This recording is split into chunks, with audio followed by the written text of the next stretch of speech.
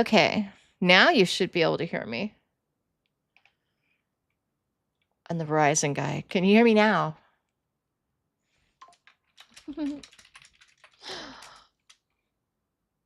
I see what is going on here. I set this all up in like 5 minutes before the stream. This is kind of funny. I have so many windows open on my screen that I don't know what's what at the moment because this restream thing is totally new to me. Thank goodness I have 2 monitors or I would be freaking out. I'm going to post this. I just posted this to YouTube on a short. So hopefully people will see it there because not a lot of people know about Splatterday Nightmares. How are you, Outrun, while I set this up? Tell me how you're doing. Oops, I'm going to post it to TikTok too. Maybe to Twitter too. I don't know. Oh, do I even have TikTok on here? I do. I updated my phone. So I don't know. I can't get into my Splatterday Nightmares on my phone for TikTok. Oh, stop that. Opening all of these windows. Oh, go away, dude. There's Splatterday Nightmares. There's Boo Rhodes. I cannot. It doesn't have my TikTok's so weird. It doesn't have my Spooky Boo Scary Story Time on here. This sucks.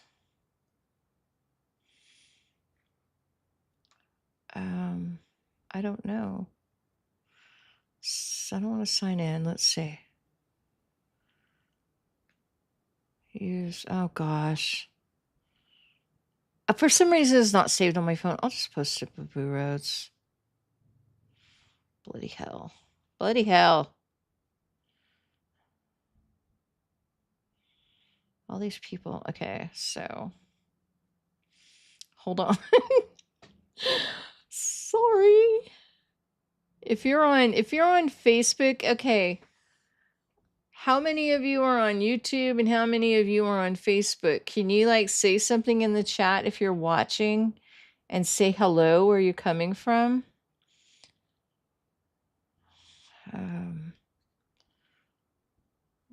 And then hey, it's Boo Rhodes. Head on over to Splatterday Nightmares. Hey, it's Boo Rhodes. Head on over. That's let's see.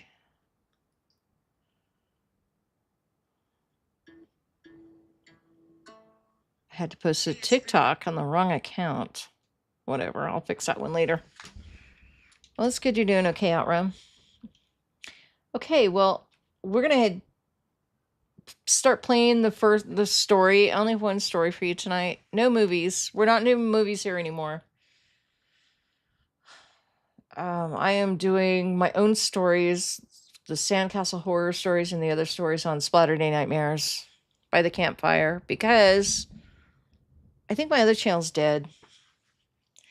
So I don't know what's wrong with it. Maybe people don't like creepypastas anymore, or maybe something went wrong with it, or maybe lots of things are wrong with it. So I'm not going to do any more live streams on that channel. And I'm not going to do anything fun except for creepypastas on there once a week. So if you like listening to the creepypastas, and you can hear them over at that, and it's a podcast as well. It's all under Spooky Boo Scary Story Time, just like it was originally, and that's what it's going to stay. And it'll update once a week with a movie or a podcast episode, probably around 20 minutes long.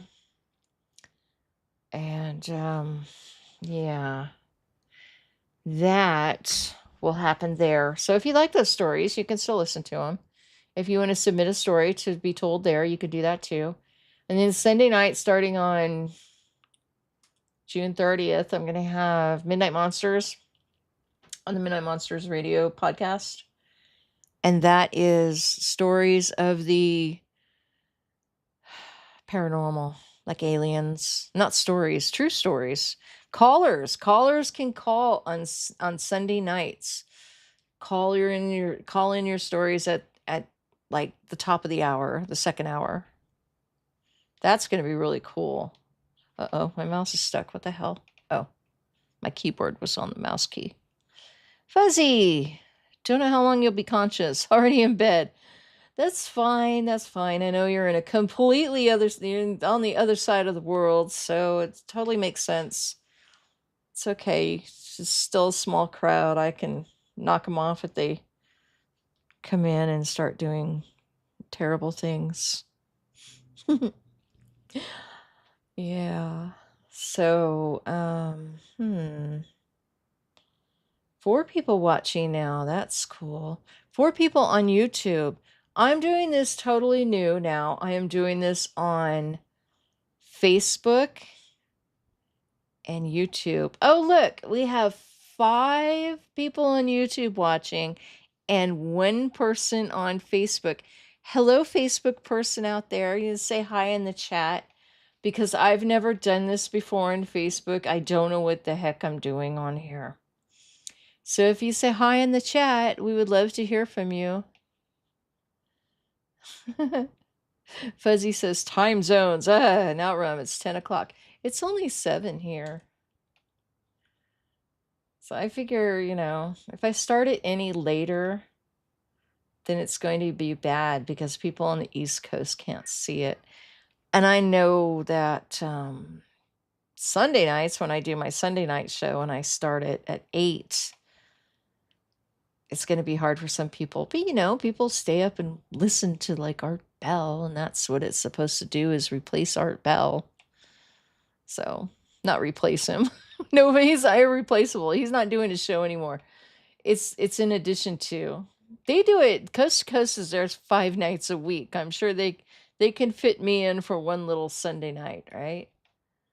But that one you guys can call in and tell your spooky stories. This one we're just going to have a fireside chat. Aw, the Facebook person went away. How sad. I think. Yeah. Okay. So 4 people on YouTube and 0 on Facebook. I'm going to keep a tally throughout the night. Yep. Oh, I will start the story at about 7:15. So anybody here that is late, you will get in the middle of the story and you will not understand any of it. And then after the story, we will just chat for a while. The story is only about 26 minutes, I think. And then after the story, we'll chat about scary books and horror movies and all that kind of stuff and what's going on in life. So 4 minutes and counting. And if you'd like to say hello in the chat room, I'd love to know who's here. Just say hello and let me know. And let's see, I lost my chat room window. Oh, it's completely gone. What the hey?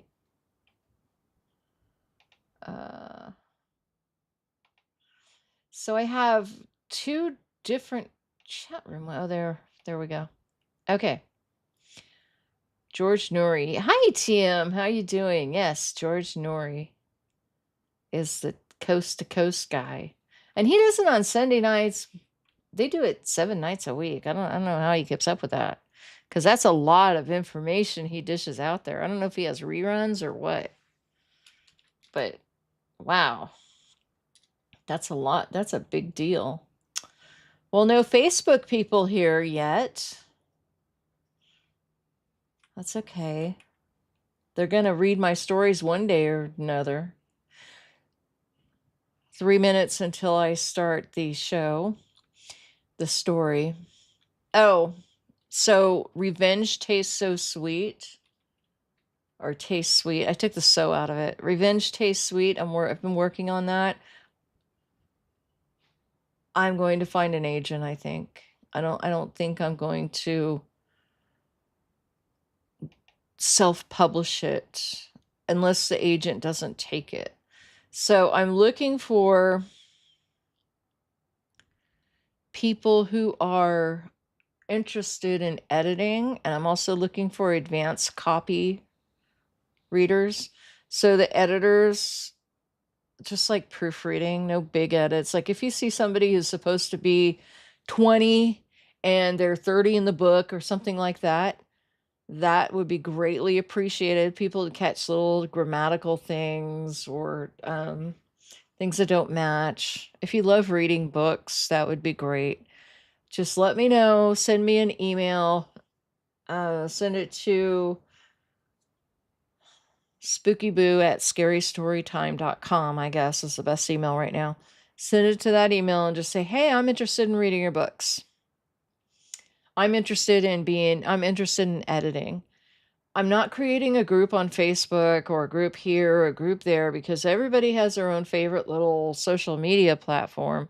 So it will probably either be part of the website in a private area or it will just be over email. And there'll also be, if you want to be an advanced review copy reader, which is called an ARC, ARC. What the ARC does is gets a copy in exchange for leaving a review. Totally acceptable. You don't have to lie and say, I love it. You don't have to lie and say, I hate it. Just be honest. If you like it, tell people why you like it. If it's 3 stars, 4 stars, 5 stars, tell people why you like it. If it's 1 star, sadly, yes, do that too.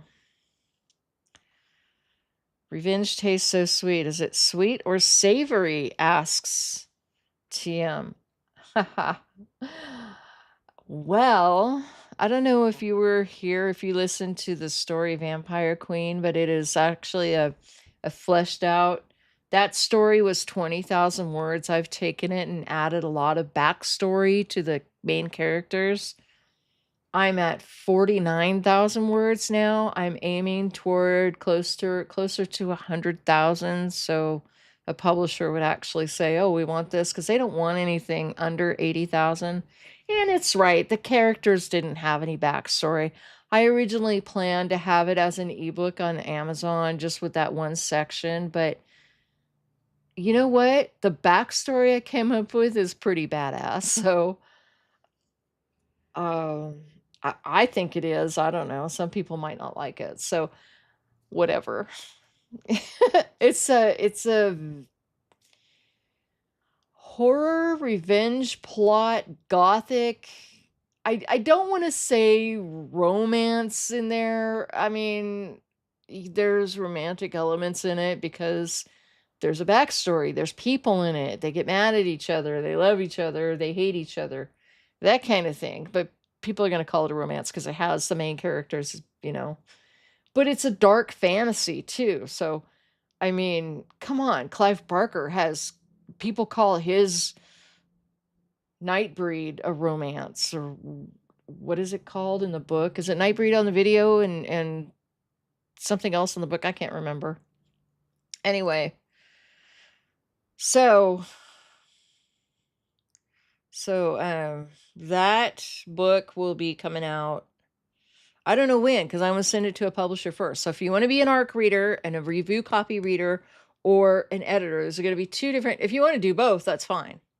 Because I'm looking only for a few editors, couple of editors, not even a few, a couple of editors. And I'm looking for a lot of review copy readers. So, yeah. The editors, I don't know. I'm looking for proofreaders more than editors, but if you're into editing, that's good too. Hey, Darth, how you doing? Chat chats. Outrun would be happy to read your book and stories, but I wouldn't be any good for editing. Oh, well then you can, if you want an art copy, that's fine. Those come out after all the editing's done. That comes out closer to publication.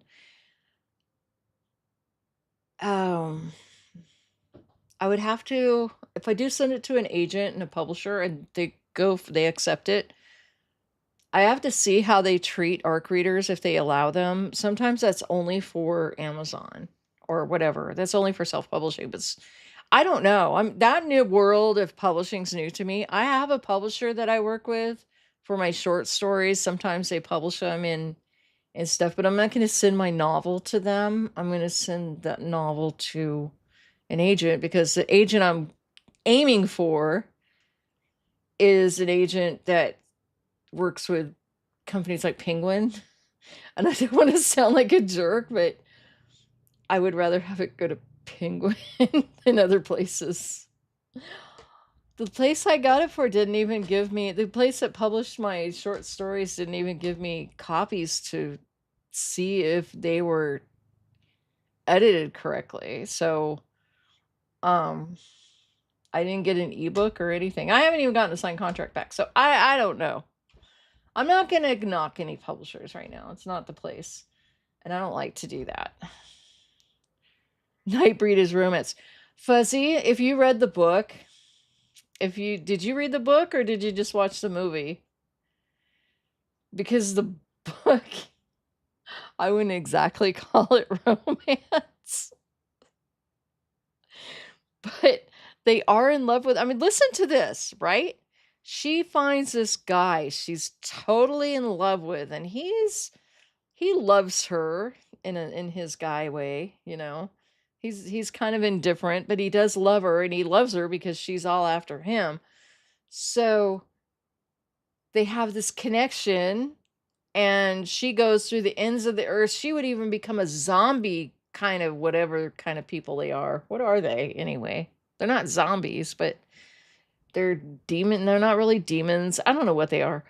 She would become one of them for him. She would give up her life. So yeah, that is a romantic theme, even though the sex in it isn't like, it's like, okay, dude, you don't know how to write a sex scene.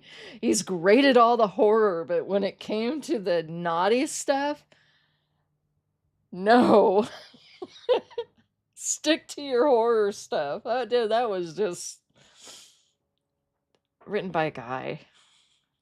Sorry, guys, but I don't know. So if you haven't read the book, it has all that in it. It doesn't have it in the movie, but in the book, it's very dirty. Anyway, I'm going to start the story and stop embarrassing myself. Let's see here. I don't know how to do this yet. Oh, here we go. So if I screw up, just laugh and nod. You would become one of the people in Nightbreed for a Snickers bar, but I don't think you'd want the Snickers bar after that. Okay, so if I click on the wrong thing, I apologize. Oh, shit. All right, here we go.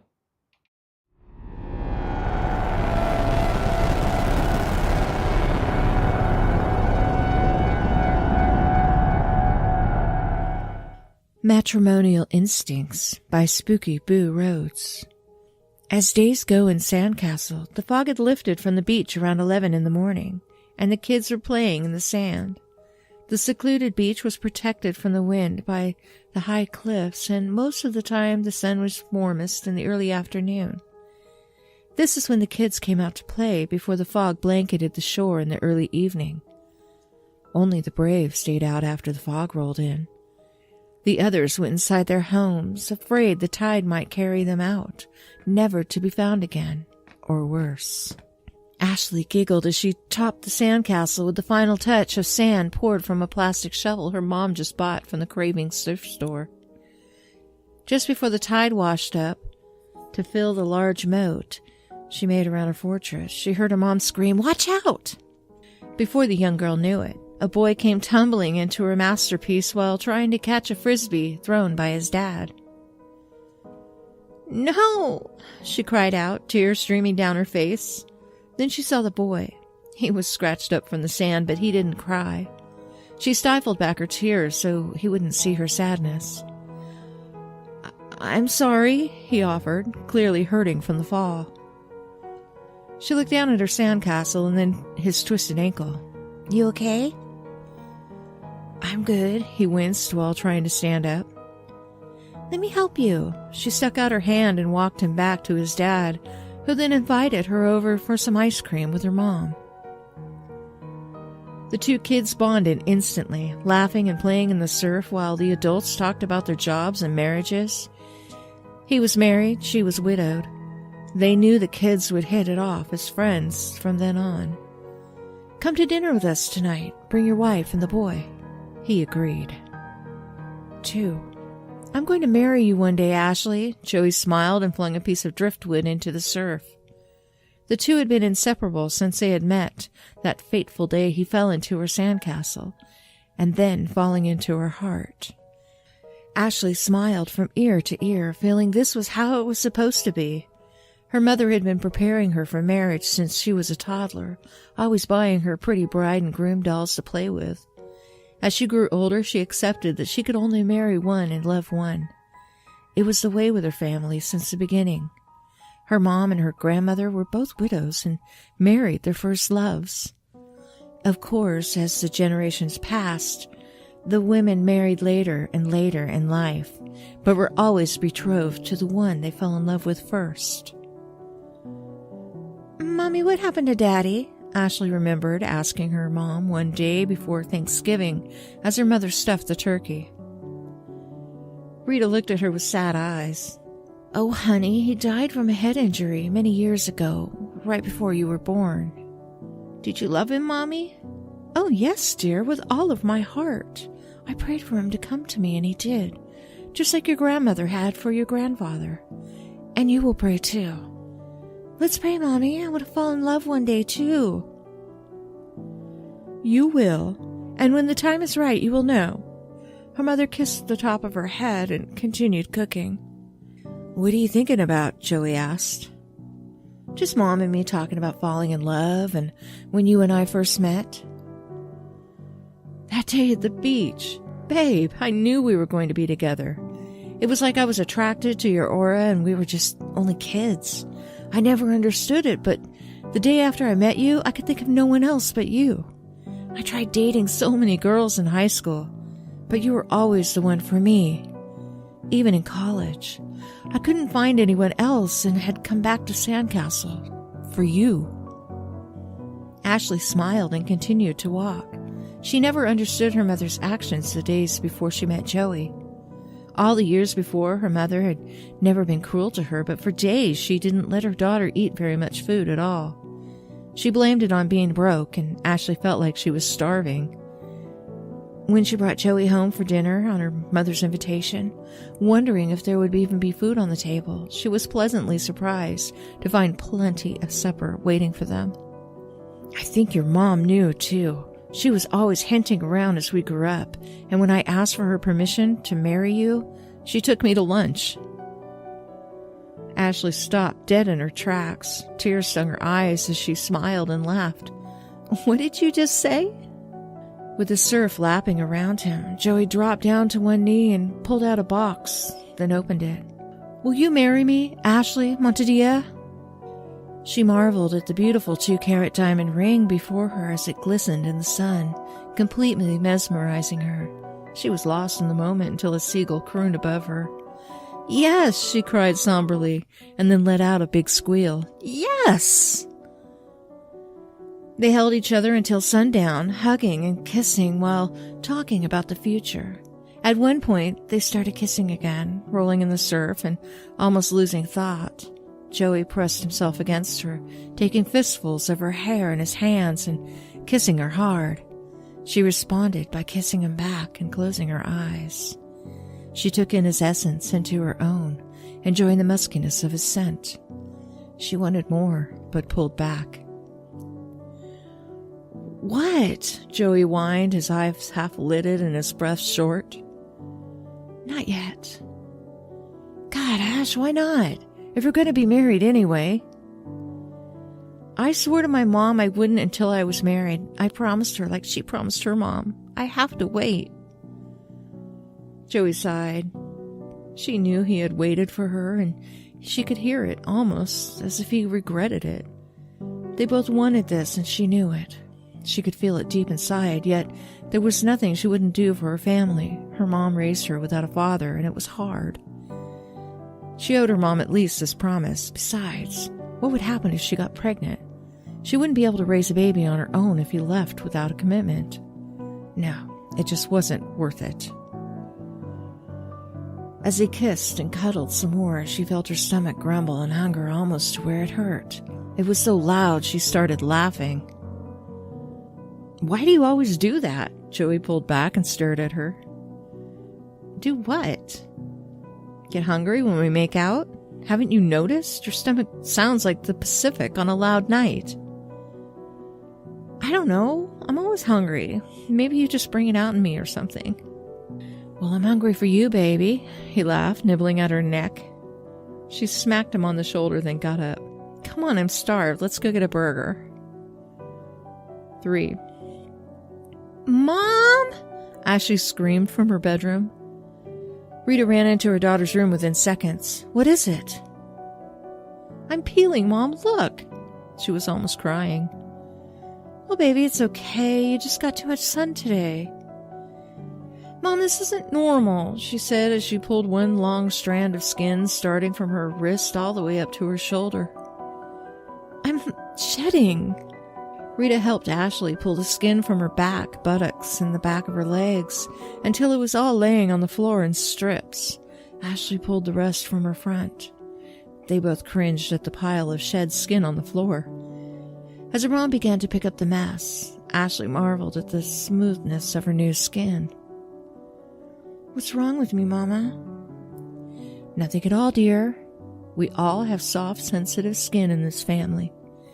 Too much sun and you're going to peel." "Do I need to see a doctor?" "Definitely not," her mother scolded. "I've never even been to a doctor but your friend Dr. Liz. Why is that?" "Because she's a good friend, Ash. After your father's death, I really didn't trust anyone else." "Okay, I guess." "Ash?" "Yeah, Mom?" "Have you forgotten to tell me something?" Rita pointed towards the rock on her daughter's finger.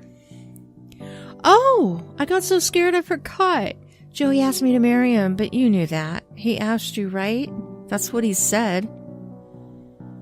"Yes." Rita tossed the skin into the garbage and walked over to the closet. She pulled out a white silk dress adorned with pearls and lace. "Try this on." "Mom, it's beautiful. Is this yours?" Ashley said as she tried to put the dress on. "It's a bit snug." "It's okay, dear. We'll fit you into it by your wedding date. Joey and I talked about it and decided that in 2 months you could get married at the church out on the cliff, if that's okay with you." "What else did you guys talk about?" "Your abstinence. You know how important it is to me that you remain pure until you're married."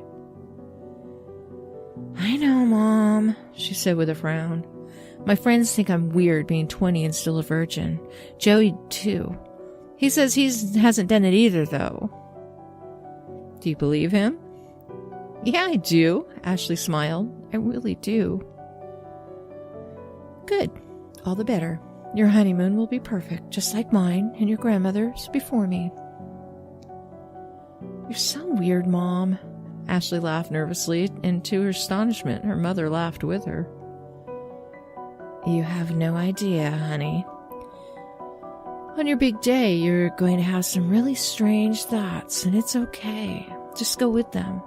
But wait until your honeymoon." "I'm already weirded out, Mom. I don't know how it can get worse. Ever since I got serious with Joey, I've been hungry all the time, and it's so embarrassing.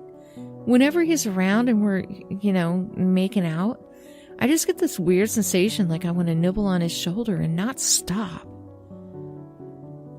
And that's why you must keep your chastity, honey.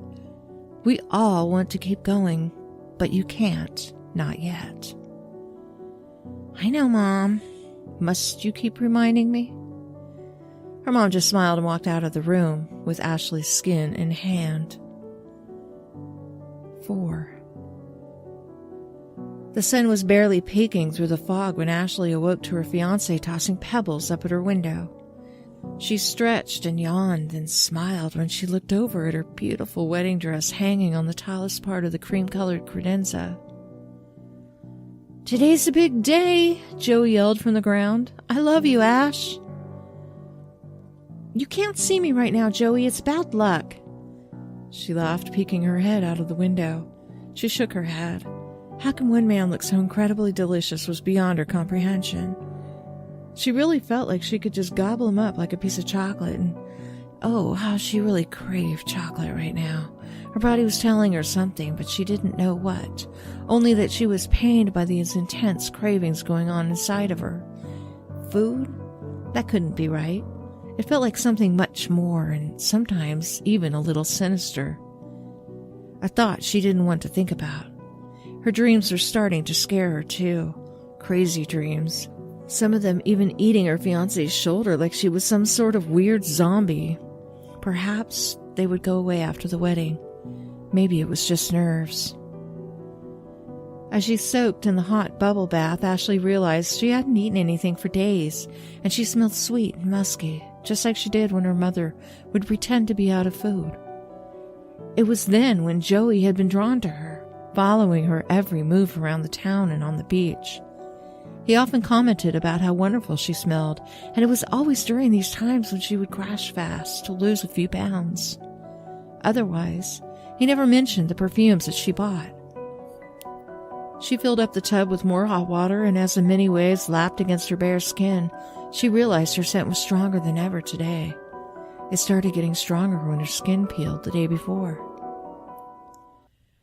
Trying to wash it off, she scrubbed and scrubbed, crying in the process. The scent was so strong it burned her eyes and nose.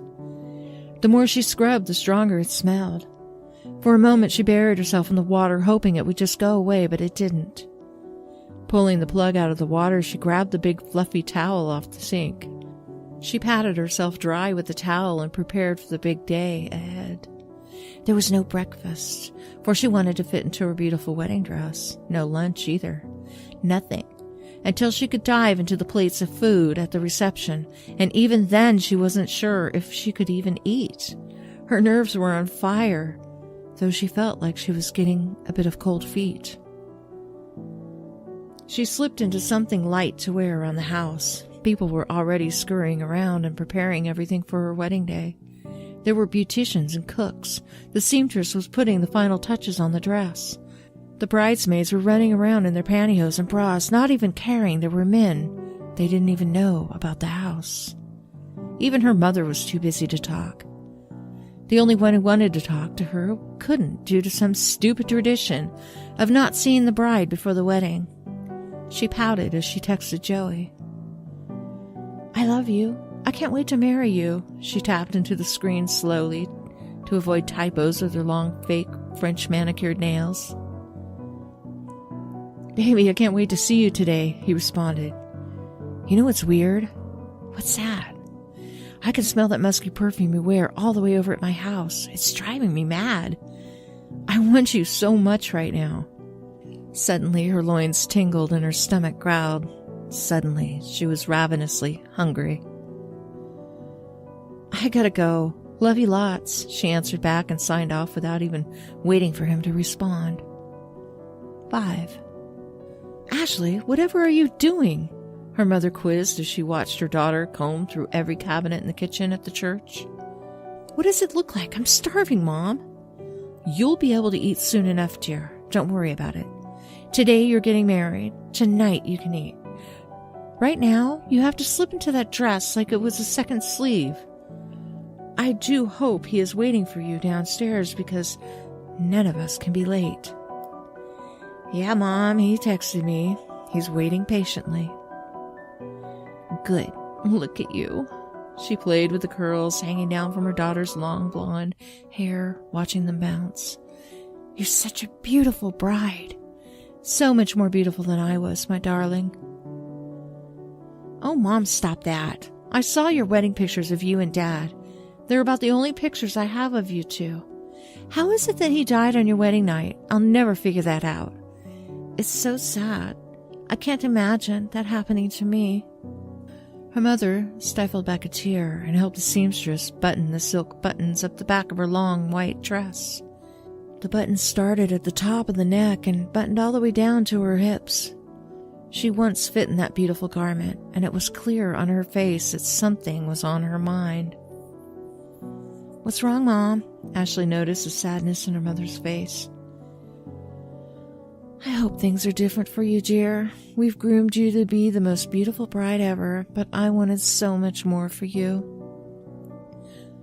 Oh, Mom, we're going to be fine. We both have careers, and when we have kids, I'll get to be home with them and bring home my work, you'll see.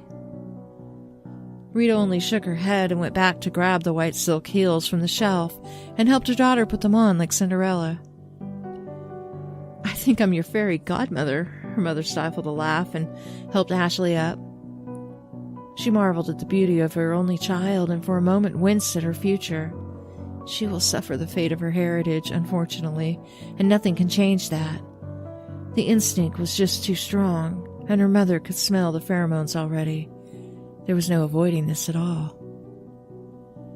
Just then, her best friend Casey peeked in. They're ready, Ash. You're going to get married. With a mixture of excitement, happiness, and fear, Ashley tried hard not to cry. The tears welled up and her hands trembled. She managed to stop the flood of emotion before it messed with her makeup and took a deep breath. Just then her stomach grumbled and everyone looked at her. She shrugged and the traditional music started. Instead of an organ, her best friend played the black grand piano in the corner of the church. Ashley took a step out, ignoring her nerves trembling inside. People looked, wondering what that beautiful musky smell was. And as she walked by their seats, most figured it was perfume. Within a minute, she was standing next to the man of her dreams, Joey.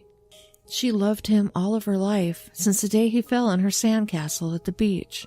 They spent more time together than many couples do in a lifelong marriage. She knew it was love, true love, and the more he stared at her, the deeper she needed him. With the bridesmaids in their beautiful red satin dresses on the right and the groomsmen in black tuxes with red bow ties on the left side, the couple turned toward each other, listening to the preacher begin to preach the wedding ceremony. Ashley didn't hear any of it. She felt the hunger pang in her gut stabbing her to stomach near the womb, but she ignored it and stared into her fiancé's eyes. He was so beautiful, so handsome, that nothing could stand in her way of their matrimony. She giggled as he slipped the wedding band on her finger, and then she pushed his band over his finger. It was her father's and her grandfather's before her father. A lifetime of friendship and love inherited throughout time, but this time would be different. She swore to it. He would not mysteriously die like her father and her grandfather. They would live a lifetime of love. With tears now streaming down her face, she listened as the preacher gave the last command of the afternoon. And as they heard, "You may now kiss the bride," Joey lifted her veil and kissed her deeply. She responded, kissing him back and needing him more than ever before. "Let's not wait, my dear husband," she whispered in his ear. "I can't wait any longer. I want you." His smile was so big she was sure everyone in the audience knew what she had just said in his ear. As the ending ceremony music played, she ignored everyone and whisked him into the conference room of the church. She locked the door and then closed all of the shades. They kissed deeply, more passionately than ever before. He seemed so eager, but was now taking his time, kissing and caressing her, that it drove her mad. Ashley aggressively pulled at his tux jacket and then threw it on the floor, and then off came his shirt and pants. Still in her dress, she sat on the conference table and pulled him close, closer than he had ever been. They made love, their eyes closed and their mouths were upon each other. Joey moaned in pleasure, throwing his head back. As he did, he felt Ashley push her fingers through his hair on the right side. But no, they weren't fingers. They were hard, and they scratched him. When he opened his eyes and looked at his lover, his wife, his eyes screamed, but his lips were still locked with hers. He stared at the big crystal white eyes beginning to bulge from her sockets and her face elongating and turning green. He tried to pull his lips away, but she locked onto his tongue, and she held him in place as a single green claw now protruding from her arm, gouged his eye socket. A slight popping sound erupted in her ear as the claw poked through the bulbous flesh of his left eye. She didn't know what was happening, but she knew it was right, even though it hurt her deeply. The tears from her huge eyes flowed as her body continued to change. She unlocked her mouth from his, blood pouring from his lips as she swallowed his tongue. He shook his head with his lovely hair tousled around his sweating face. With his good eye barely open, he watched as she descended upon his left eye that was draining down his cheek with her bloody lips and began crunching on his skull through his eye socket. Brain matter splurged out of the hole she made from his eye to the left side of his head, where she worked her way down into his neck. His responses slowed as she bit into his neck clear through to the bone with her green elongated snout until his head hung to the side. Grabbing both sides of his head with two long green arms, she pulled it the rest of the way off with a plop and let the body fall to the floor. His last few seconds of life staring at his new bride in her mantis body. As she sat down on the floor, Ashley began to feast upon Joey's head. She was finally full for the first time in years. Almost 10 months later, Ashley screamed in pain as the contractions made her push harder and harder. There was no doctor. There was no midwife. It was just Ashley and her mother in the room. No doctor was needed, for as this baby was born, it wouldn't look human at first. No, not for several weeks. As she gave her final push and heard the little scream, Ashley cooed at her new bright-eyed little girl. Big, inhuman eyes that resembled those of a praying mantis stared up at her. The body appeared to be a normal baby's body, but it was light green in color. The eyes were the dead giveaway, and in time, Ashley knew they would turn human just like hers. She also knew that she would never allow her daughter to marry.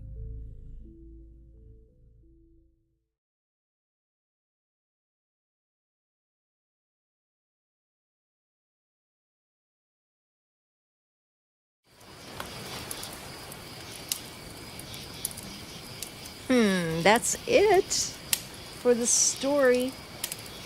I hope that was fun. I forgot how kind of naughty that story was. Fuzzy, I think you're the only one here. I'm not sure. Let me see. Who's out here still? I don't know. This was kind of a new thing for me to put out, so people aren't coming in yet. They don't know about it. Oh, Tough Aldrin. Well, you can always rewind it when it's done. I'm also going to put it up as a single story. That's my chair. I'm not farting. I always have to say that. This chair's like really old and squeaky. So it squeaks a lot. So... Oh, TM's still here. Yay. Hey, TM. That's right. You were charging your battery. You were so quiet. So I'm going to put it up as a single story without the chat room. And that way people can just come and listen to the story too, as well as the chat. And later on, as it goes, I will put up, because I only have so many stories, but I'll keep writing them and they'll get longer, or we'll have more than one story on Splatterday night. And then I'll just put them up as single stories. So, yeah. Oh, TM, you were thinking it was going to be a Black Widow? Ooh. I've thought about writing Black Widow stories. There's a lot of them out there. I just took a Black Widow from our bathroom. It was in the windowsill. Crazy little bug. Up where the cat can't get it, We have a lot of Black Widows in the backyard. Oh, my goodness. In the summer, they're all over the place because of the dryness. They're crazy. Darth, that was great. I got some awesome mental images of that final scene. Oh, thank you. Thank you, yes. That eyeball popping and the brain being eaten and the skull crunching and all of that good scary splatterpunk horror stuff. Wasn't quite splatterpunk, but you know. Is that fire in black and white? Yes, it is. It's noir. It's noir. Isn't that how you say that? Noir? Is it noir or noir? I don't know. It's French, isn't it? The R is silent, or woo. That fire sounds good. Oh, thank you, Paul. Hey, Paul. How you doing? So I have this on Facebook. I don't know if anybody's watching on Facebook. It says 0, but it also says there's only... Oh, now it says there's 5 people on YouTube. So Facebook people, for some reason, cannot... Their comments do not show up on here. And I can't chat with them. So if you're listening on Facebook, I will get that cleaned up and figure out what's wrong with that. And then you'll be able to chat. I always repeat the question if it's like not spam or if it's not, you know, if it's related to what's going on or whatever. Sometimes I don't get all of them, the chat goes by, but I try to repeat the question. So if you guys can't see each other's chat notes later when it's fixed, you should be able to, because Restream, if you're a streamer, Restream.io is really cool. You can stream up to five places at a time. But I don't know why Facebook's not showing up. Facebook, you have to have 100 subscribers, but I have like 6,000 followers on Facebook.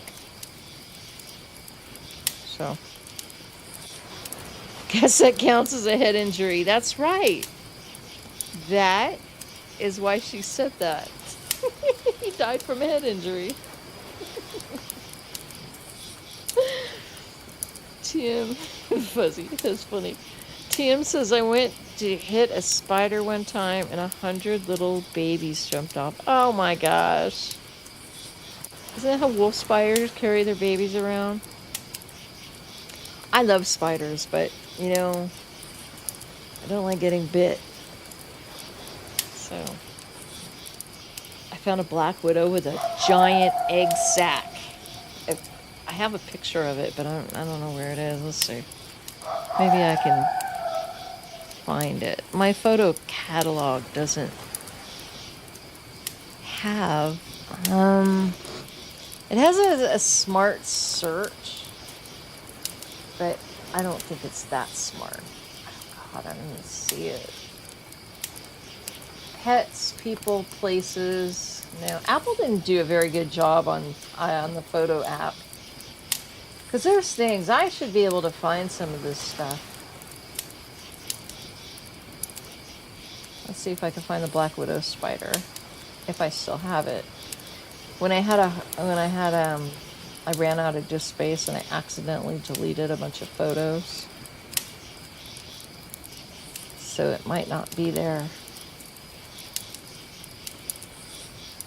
Oh, I don't think it is. I'm so bummed.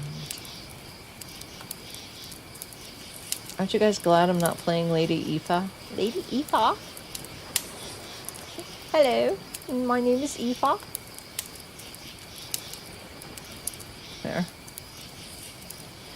TM, I love that. I love that song, Jim Stafford. That's a good song. But I do like spiders and snakes and frogs and all that stuff. Christian, snakes don't bother me, but I'll drop kick a spider into another dimension. Well, yeah, spiders are, I don't know. And there's more, I think there's more poisonous spiders than there are poisonous snakes, aren't there? At least in your house. Or in your backyard. Fuzzy is going to sign off.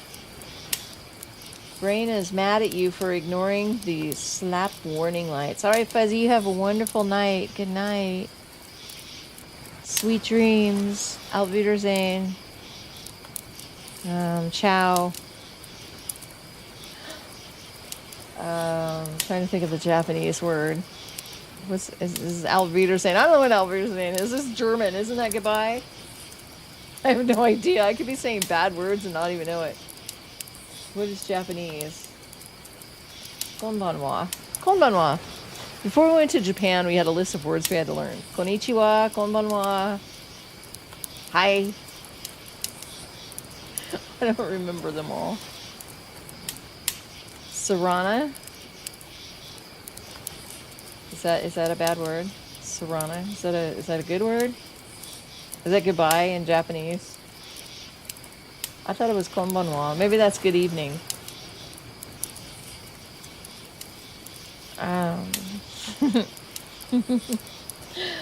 Yeah. So every weekend, I'm going to start bringing over the stories, the Sandcastle stories, or the ones that I've written from Spooky Boo Scary Storytime. Bring them over here and do them live. The reason why I'm doing it, I think I told you already, the channel over there, I want my stories to be heard. So, stop playing with that. I have an Ouija board candy dish. It's really cool. I was playing with it. The reason why is because that channel's so slow. And I know this one has less subscribers and less members, but I think eventually this is a fresh channel and it should grow faster, hopefully. I don't know. Maybe once I get that book published. But it's being published under, when I get it published, whether it's at a publisher or here, it's being published under Sarah Marshall King. Because that's a family name. No relation to that other guy. But his name's not even really King. Anyway, I'm not going to talk about that. So my grandfather's name is King. Don't worry, I don't put that in any secret messages on the keyword or the security word, so it doesn't matter.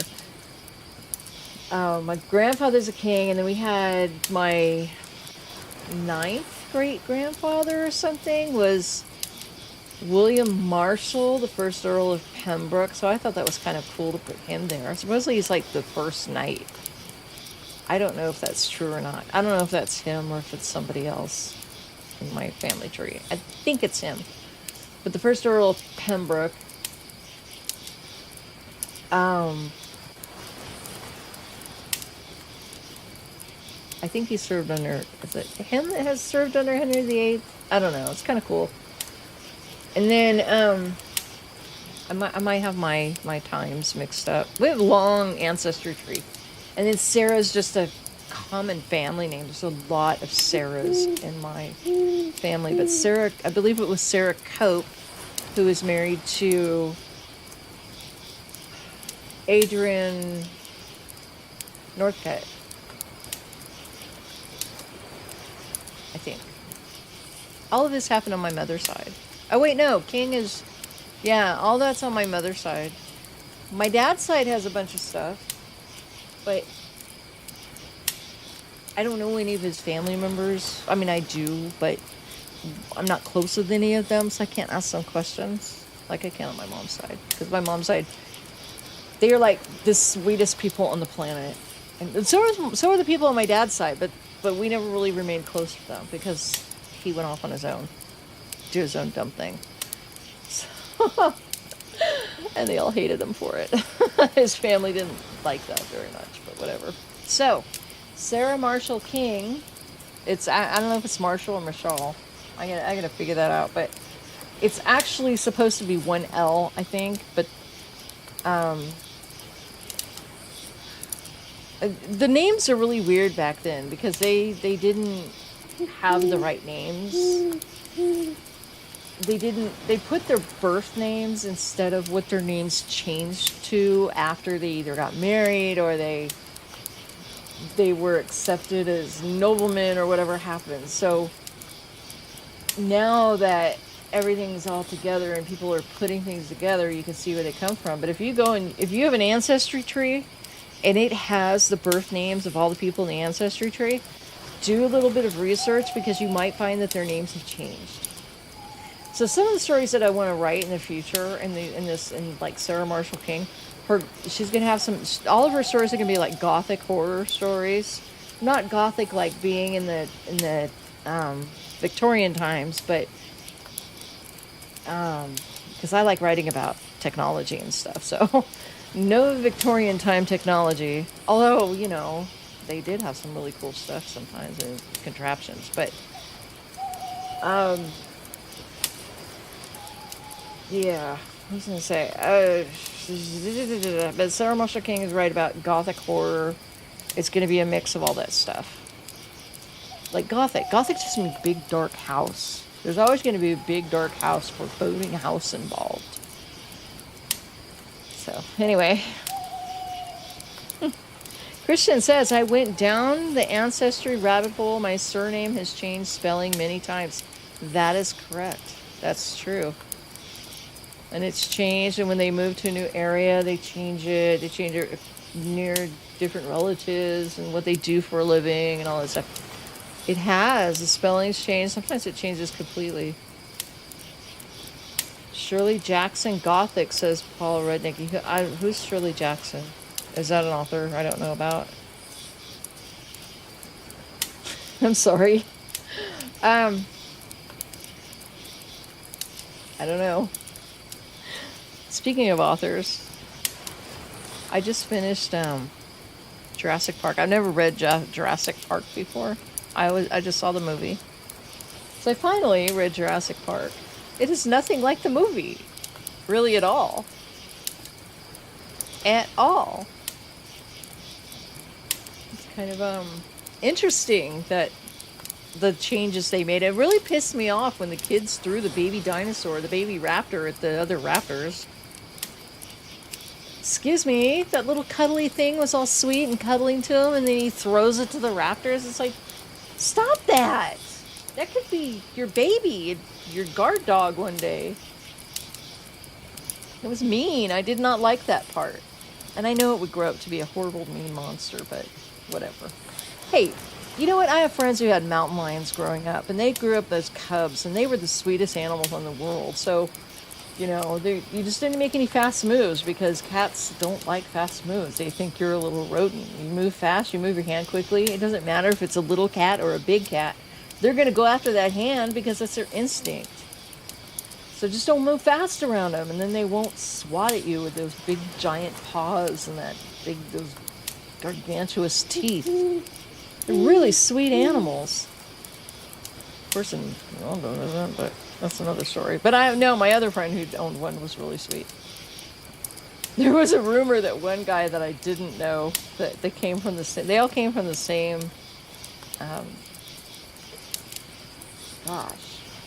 Mother cat. What is a mother cat mountain lion called? I don't even know this. I know this. I can't think of it. The whole litter, all the cubs came from the same mom. And one guy that I didn't know, the rumor was that he got chased down by his mountain lion and it killed him in a field, which isn't true. If any of you have heard that rumor, that's not true. What happened is that he went to prison for murdering somebody, but yeah. But surprisingly, he's out now, so I don't understand that part. Anyway, it was an ugly murder. He murdered it's up in Oregon. He murdered an elderly couple. They were robbing he and a friend were this is a guy I don't know, but I looked it up. He and this guy were robbing this elderly couple, and they killed them. It was horrible. This is back in the 90s, and he's already out. He should have gone for longer. Anyway. All right. My wife is Greek, but her maiden name was Disney, says Christian. Really? Disney, huh? Any relation? The book is much better. Swimming tricks, and John Hammond was a major fool. Yeah. How did T-Rex, John Hammond survived in the movie, didn't he? And he was in the next movie. And I noticed that they gave some of the words, like in the movie, he drove me nuts when he kept saying, "They spared no expense." And he said that all the time. And it was actually the attorney who said that in the book. That I didn't like. I don't like that line when he was saying that in the movie. TM, I don't like to read the books and watch the movies both. Yeah, because they're always different. You expect it to be one way and it's going to be different. But I watched the movie before I read the book, so long time ago, 90s. TM, I don't like cats being soft. Nah, I'm a cat lady. I love my cats. I have a picture of me and when I was 6 holding a tiny little kitten. It's so cute. Do you know anything about the Tiger King? Not really. I only know what people have said about it, the jokes that went around. Isn't that the guy who's like in either Ohio or Oklahoma and he like was a drug addict and had a bunch of hookers around him or something like that? I don't know. People, it was a, I don't know anything about it. Christian asks, he lives in the first 2 movies, but in the book, those little dinosaurs ate him. Yeah, he fell down the hill and broke his leg or ankle or something and couldn't get away from the little, whatever the hell they were called. Cloppies? Were they called cloppies or oppies or something like that? I don't know what their dinosaur name was. But they were cute. Speaking of those, I have a ton of little lizards in my yard. They're adorable, and I hate it when the cats catch them. It makes me so mad. I always have to save them from the meanies. Coppies, yes. I have to save them from the mean cats. All the time. It's so sad. If you're on my Facebook page, I have a bunch of pictures of the little lizard. Let's see if anybody's on Facebook in here. Dun dun dun. No. It says no viewers on Facebook. Well, people don't really know about it yet, so anyway. But so if you have any favorite topics for stories, I don't tell other people's stories on here.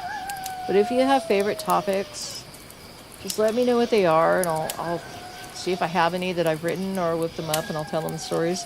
The stories part is generally going to be 20 minutes long, I guess. Maybe if I fit 2 stories in, it'll be 40 minutes. But if you write a 20-minute long story, that's about 3,000 words. And, that's a very small, short story. So, no long stories will be told because the stream is only 2 hours. Yeah. It's really hard to tell a whole book on here. Last week I told a 500-word story. Because I was just testing the stream, and that was my zombie story. One of them.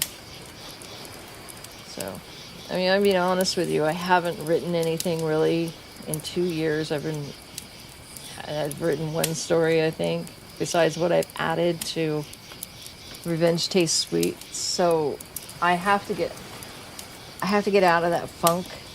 But in the meantime, while I'm writing, I'm also going to bring the old stories over to here. And some of you haven't heard the old stories. I don't think Matrimonial Instincts, some of you hadn't heard that. So see, it's fine. So those old stories are on the other channel, and I'll bring them over. They're getting deleted or removed or hidden from the other channel, so I don't have YouTube yet mad at me. See, if I bring that story over to here, YouTube's going to say, oh, you have monetization on the other channel. You have to give the other channel monetization from this one. That's what they do. If somebody steals copyright, they give the other person the monetization.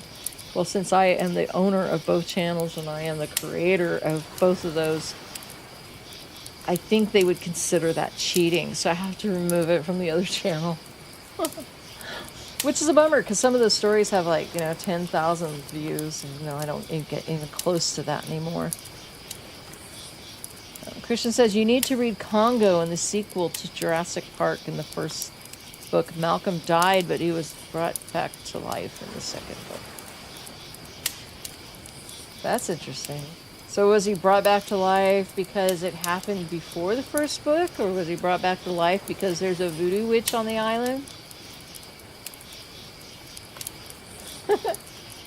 I liked Malcolm in the movie. He was kind of weird in the book. He was weird either way, but.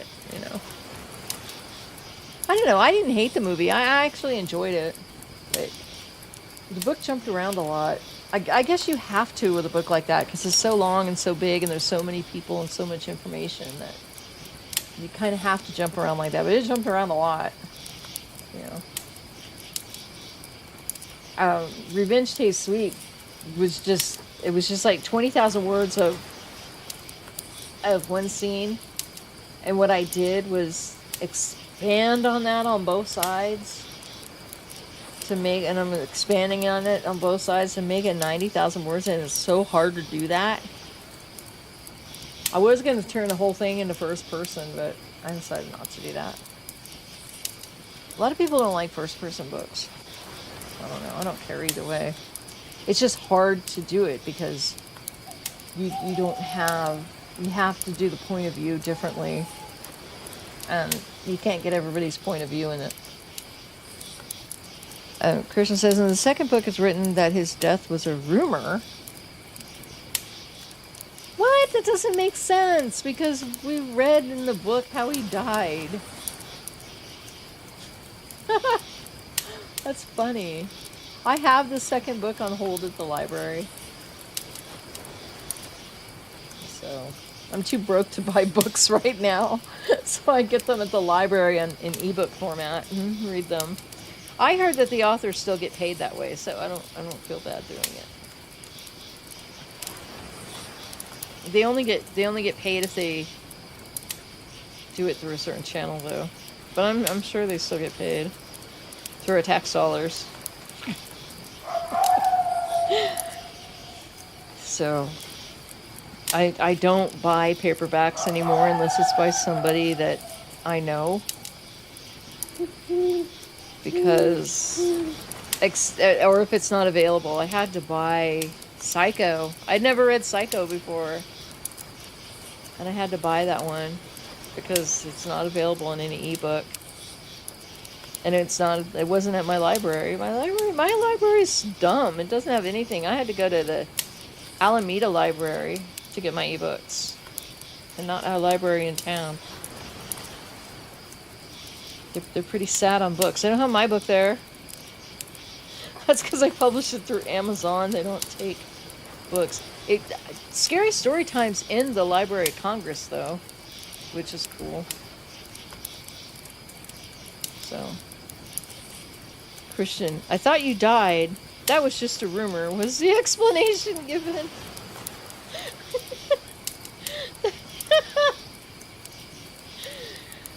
That was dumb.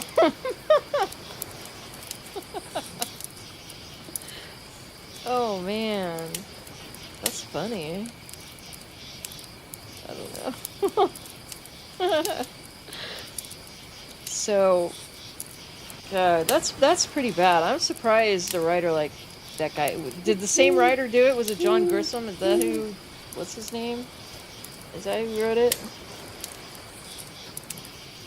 I told you last week I'm terrible with names. I am horrible with names. But I'm surprised the editors would have allowed that, since it doesn't make sense. Oh, Michael Crichton.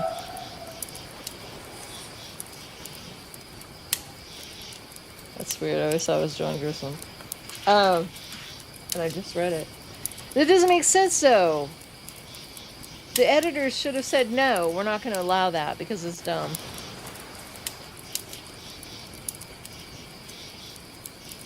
So, what is that? Did somebody just log into my Amazon?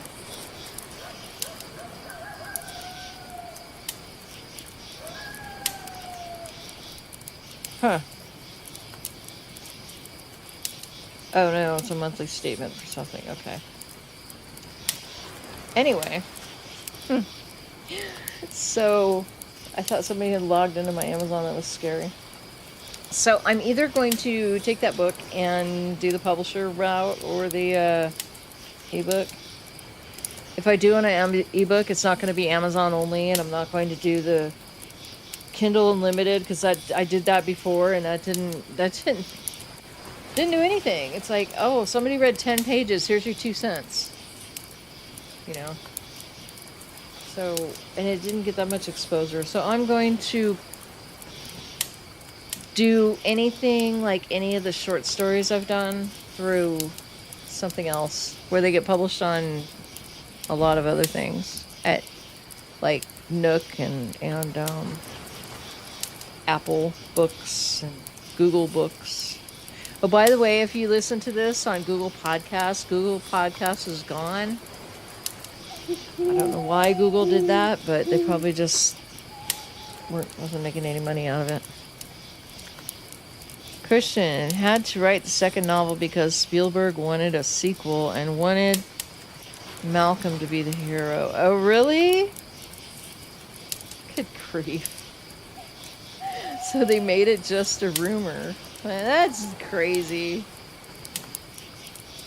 Oh, man. They should have come up with something else. Like he had some voodoo done.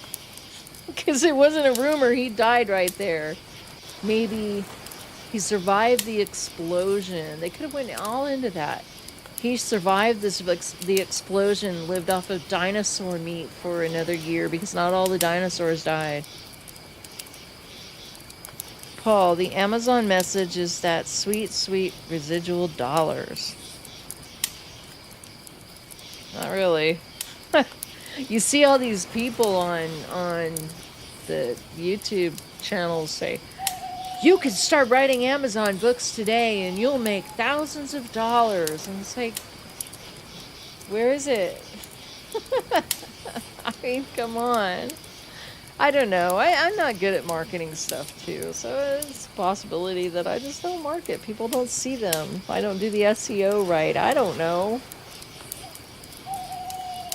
Christian says Jurassic Park was written in the 80s and the success of the movie, the sequel is inevitable. Yeah, that's true. I wish I had kept on writing in the 80s instead of going into computer science like I did. That got me nowhere. I would rather have written, but it wasn't a horror movie. My first book that I wrote wasn't horror. It was a mainstream thriller. That was really stupid. I sent it into a publisher, and I think they were just like trying to be nice and said, "Oh, it's really good, but it's not for us." And I think that's just a standard generic form letter. And then I got depressed and didn't send it anywhere else, like an idiot. You know, I should have done that. Whoa, my fire disappeared. What the hey? I don't know why. That's weird. Christian, in the book, he succumbed to the T-Rex attack, and the only people allowed to return home were the kids. What about Grant? Was Grant in the book, in the second book? Smokey the Bear. I don't think I put the video on loop. I think that's why. Let me see. Oh, yeah, it's on loop. Here we go. Magical. There it is. Yep. So, but either way, I have to log off because I need to go get some dinner before I moderate Creature Features in 45 minutes. So I usually take a 30 to 45 minute break between now and then. So I'm sitting on my butt all day. But thank you for coming to my stream for my first time. I'm sorry, Facebook people, if you weren't able to put anything in the comments. I'll fix that before next week, I guess, somehow. And then at the end of the month, Midnight Monsters, I want your scary stories. I want your true scary stories, and I want you to call in and all that stuff. Well, I'm going to read the book next month, Christian. So, or not next month, but as soon as they're done reading it and they give it back to the library. So I'll let you know how I like it. well, how I feel about that disappearance and reappearance of Malcolm. So Paul feels the warmth of the fire. It actually does help. But anyway, I gotta log off. I gotta go get my dinner. And if you're going to Creature Features, I'll see you in about 45 minutes. Thanks for chatting. Night, you guys. I know there's a lag, and you're gonna get this in a minute.